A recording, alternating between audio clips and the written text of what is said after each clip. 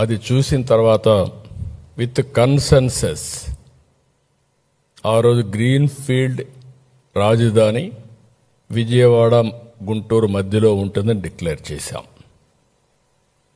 YSR Congress party చాలా విన్యాసాలు వేశారు, అందరినీ రెచ్చగొట్టారు. కడాన నేను ఆ రోజు కూడా అభివృద్ధి వికేంద్రీకరణ తెలుగుదేశం పార్టీ సిద్ధాంతం, అదే సమయంలో అధికార వికేంద్రీకరణ చేస్తూనే మనకంటూ ఒక రాజధాని ఉండాలి. తెలంగాణకు హైదరాబాద్ ఉంది, కర్ణాటకకు బెంగళూరు ఉంది, చెన్నైకి తమిళనాడుకి చెన్నై ఉంది.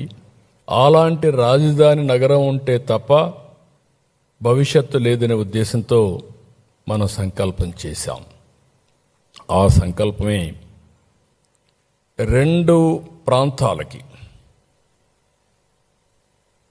నార్త్ అండ్ సౌత్ సమాన దూరం, 12 పార్లమెంట్లు ఒక పక్క, 12 పార్లమెంట్లు ఇంకొక పక్క, డిస్టెన్స్ కూడా మోరార్లెస్ సేమ్. 13వ పార్లమెంట్ గుంటూరు. అలాంటి ప్లేస్ని ఎంపిక చేశాం.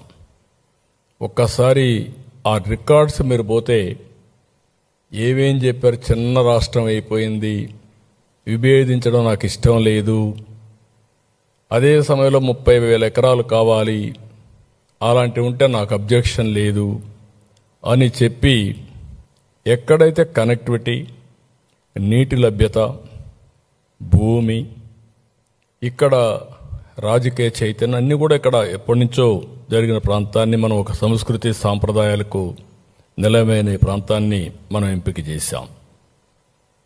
మీరు ఏ యాంగిల్లో చూసినా భౌగోళికంగా,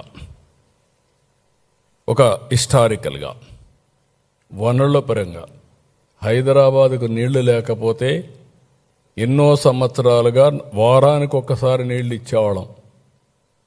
ఏవి 9 మున్సిపాలిటీలకి. సిటీలో కూడా ఆ ప్రాబ్లం ఉండేది.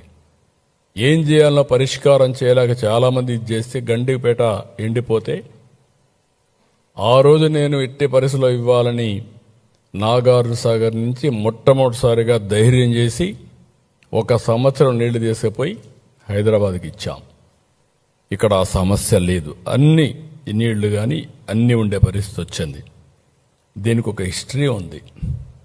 శాతవాహనులు వెళ్ళిన ప్రాంతం,